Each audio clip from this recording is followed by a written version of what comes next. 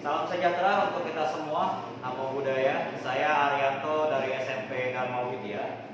Khususnya saya juga mengajar di pelajaran PPKN. Saat ini saya akan menjelaskan atau memberikan informasi mengenai PAK. Apa sih PAK?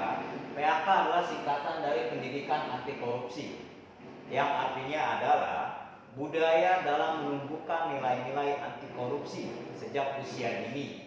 Di sini kita akan membahas secara umum dan belum sampai mendalam ya. Kita hanya membahas secara umum mengenai 5 poin. Poin yang pertama ialah mengenai tujuan dari PAK ini. Yang kedua kita akan membahas mengenai pengertian korupsinya sendiri itu apa sih. Yang ketiga adalah penyebab dari korupsinya.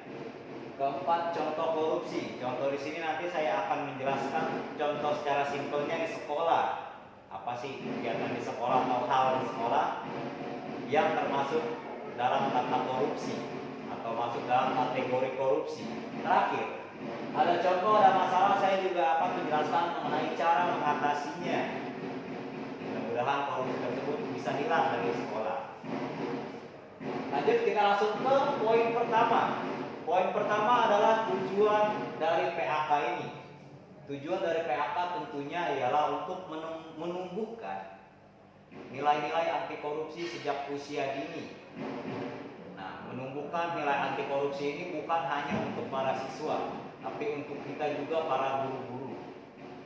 Ya, lanjut, kita masuk ke poin kedua. Pengertian dari korupsi apa sih?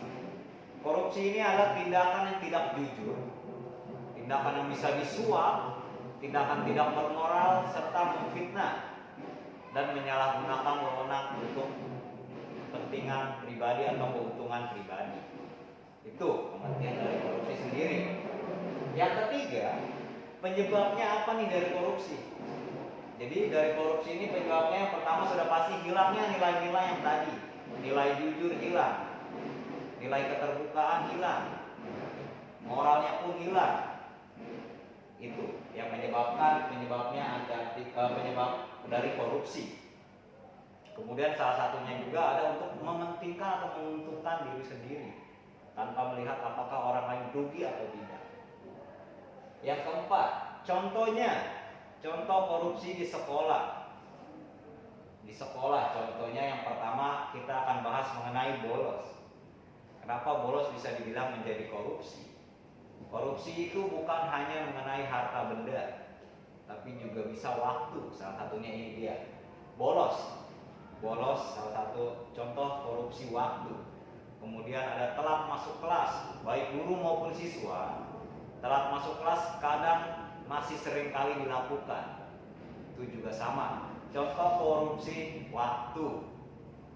Yang ketiga, ada contek mencontek. Biasanya kalau di siswa contek mencontek, nah itu salah satu perilaku tidak jujur. Atau bahkan gurunya sendiri yang sengaja memberikan contekan agar niatnya mungkin akreditasi sekolah ataupun agar nilai-nilai anaknya pada bagus. Seperti itu. Itu salah satu kecurangan yang termasuk dalam korupsi. Yang keempat, contohnya adalah meminta lebih uang jajan atau uang untuk membeli keperluan tugas. Misalnya, kita ambil aja contohnya adalah di pelajaran PPKN. Anggaplah membuat burung Garuda di kertas karton dan kemudian dihias dengan hal-hal lain. Anggap saja kertas kartonnya harga selembar itu 2.000. Tapi seorang siswa atau seorang anak meminta dengan harga 3.000. Nah, itu sudah termasuk korupsi. Walaupun hanya 1.000 sudah termasuk korupsi, itu namanya. Yang terakhir kita akan mengatasi atau membahas caranya bagaimana sih agar korupsi ini yang contoh-contoh yang tadi dapat berkurang atau bahkan hilang sepenuhnya. Yang pertama, bolos.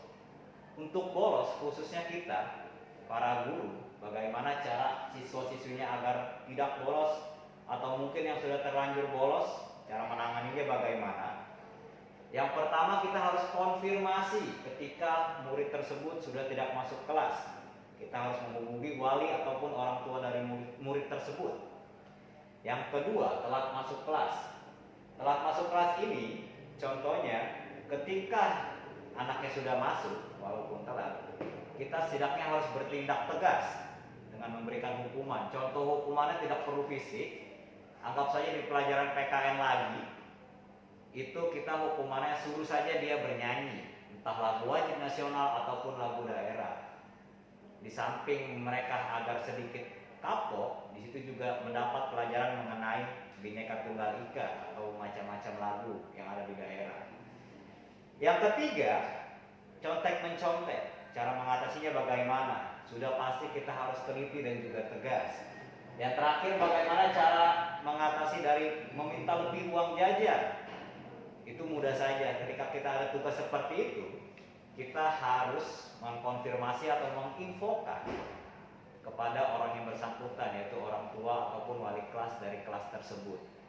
Baik Bapak Ibu serta para penonton yang menonton video ini, terima kasih. Mungkin cukup itu saja PAK atau pendidikan anti korupsi yang pada kesempatan kali ini bisa saya sampaikan.